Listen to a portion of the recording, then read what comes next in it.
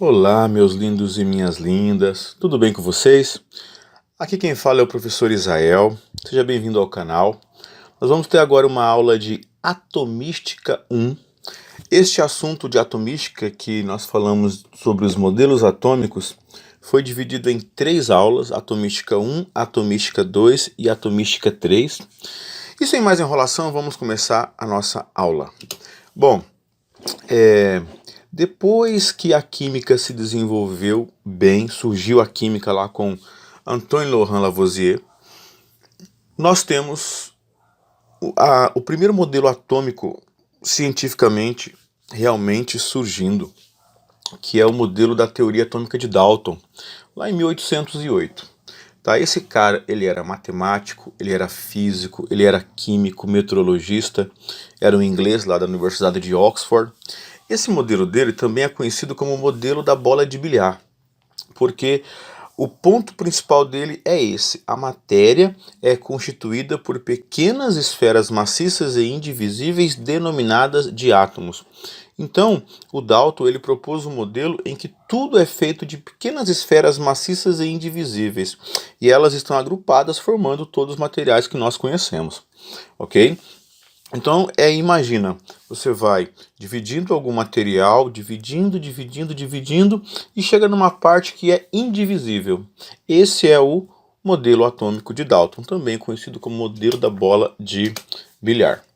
O segundo ponto da teoria dele diz que um conjunto de átomos com as mesmas propriedades, peso, volume, densidade, ponto de fusão, ponto de ebulição, etc., é um elemento químico. Então, essa definição é muito importante, usada em química até hoje. O que é um elemento químico? É um conjunto de átomos que têm as mesmas propriedades. Então, esses átomos aqui, eles têm as mesmas propriedades, mesma cor, mesmo peso, mesmo volume, mesma densidade, porque eles são do mesmo elemento químico. Já esses outros átomos aqui são átomos de outro elemento químico.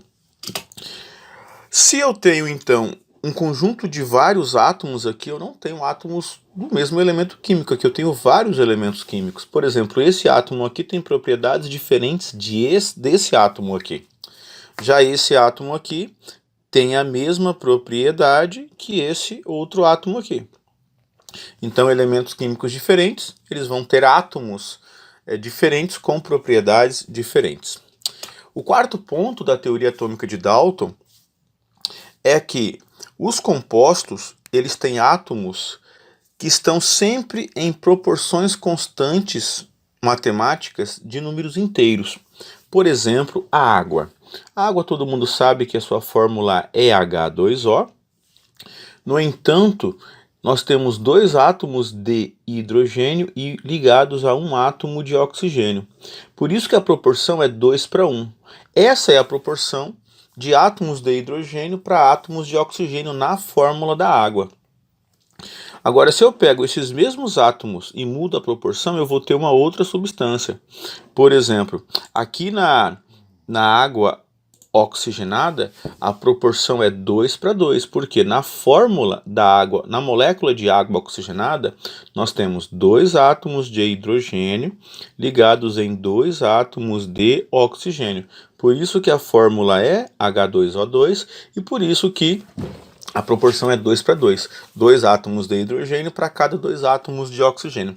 Então, mudando a proporção, ó, aqui 2:1 e aqui 2:2, eu tenho os mesmos elementos, hidrogênio e oxigênio, mas nós temos substâncias diferentes, porque a proporção é diferente. Outro exemplo, o etanol, que é o álcool comum, álcool de posto, álcool de farmácia. Bom, nós temos aqui 2 átomos de carbono, a fórmula é C2, 6 átomos de hidrogênio, a fórmula é H6, e apenas um átomo de oxigênio, por isso que a fórmula é O, C2H6O. A proporção aqui é 2 átomos de carbono para cada 6 átomos de oxigênio para cada um átomo de para cada 6 átomos de hidrogênio e para cada 1 átomo de oxigênio. Então essa é a proporção.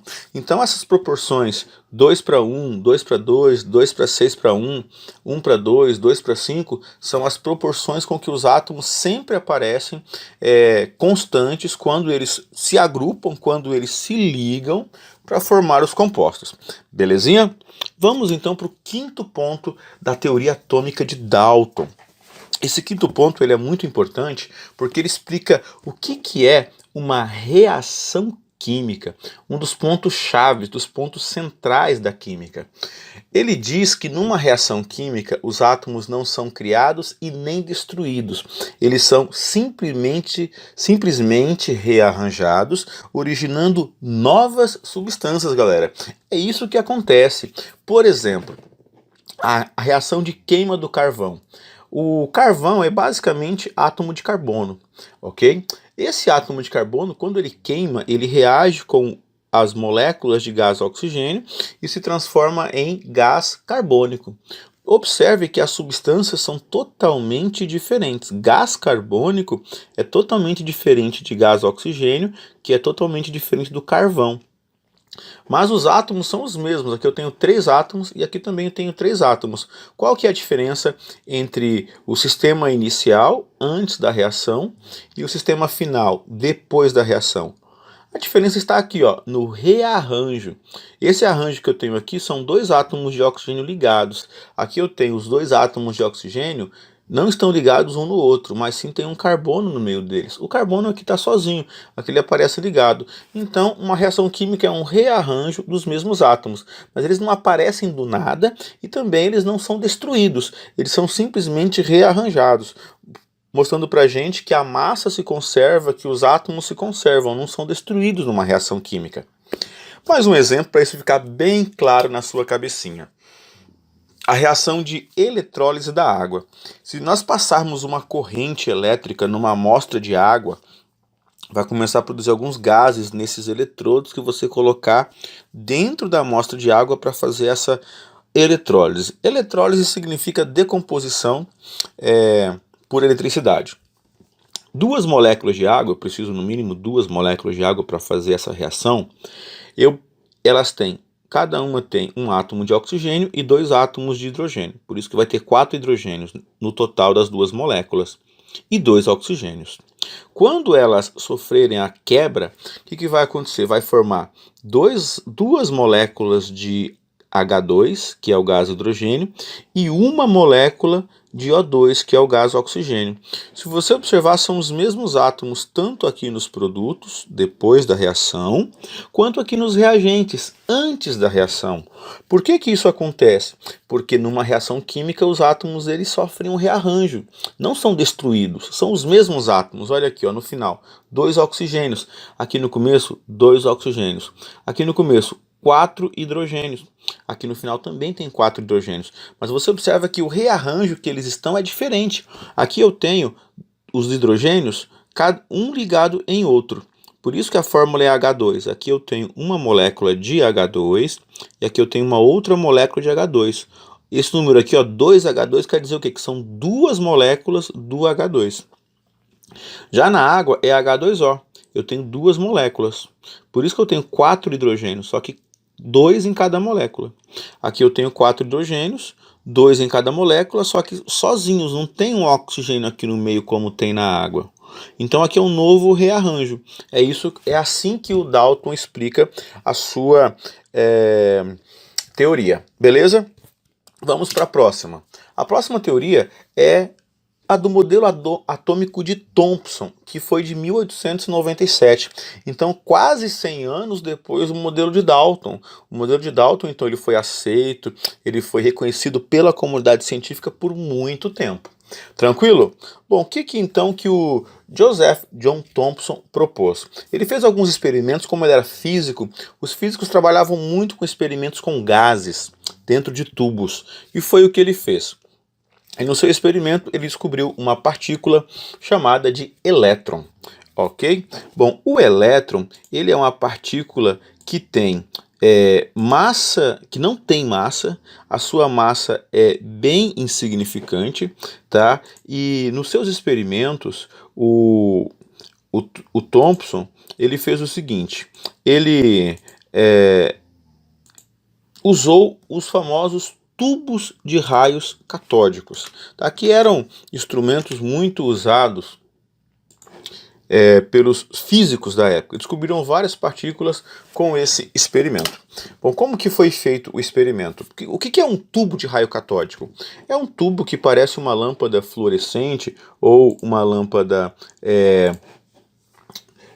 normal, né, fluorescente, em que você tem baixa pressão aqui dentro, poucos gases, um eletrodo positivo e um negativo. O negativo é o cátodo, o positivo é o ânodo. E quando você liga isso, passa-se uma corrente elétrica e analisa-se o que está acontecendo aqui. Normalmente vê-se um fluxo aqui, um raio. Por isso que são chamados de raios catódicos, porque eles saem do cátodo. Agora, se eu não colocar nada, esse raio ele passa reto. Mas se eu colocar um ímã aqui, por exemplo, ele pode fazer uma curva. O que o Thomson fez, tá? Os aparelhos semelhantes que nós temos hoje, com raios catódicos, são esses televisores antigos, monitores antigos. Tem até um aberto aqui para facilitar você ver a ampola, né, a lâmpada. Aqui seria uma tela de uma televisão ou de um monitor, e aqui é o fluxo de elétrons sendo emitidos. Bom, esse tubo ele tem o cátodo e o ânodo, que são os eletrodos positivos e negativos, e quando esse cátodo e esse ânodo é ligado, né, o circuito elétrico é fechado, observa-se que que aparece uma luz verde aqui nesse lado do eletrodo positivo do seu tubo de raios catódicos. Dentro desse tubo também existe ar rarefeito, gás rarefeito. O que é isso? É um gás a baixa pressão. E também tem duas placas aqui ligadas que vai gerar um campo elétrico para aquilo que passar entre essas duas placas, ok?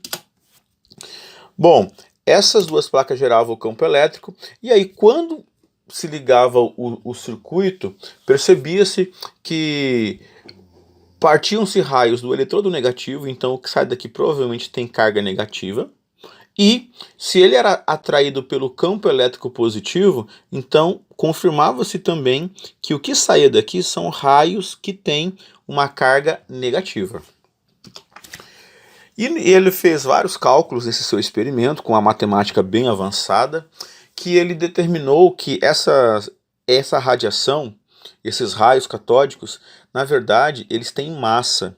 E essa massa ela é muito, mas muito menor do que a massa do átomo em si. Sendo assim, então a partir desse momento, o Thomson concluiu que o átomo ele é divisível, porque tem alguma coisa com massa muito menor dentro desse átomo do que a massa desse átomo.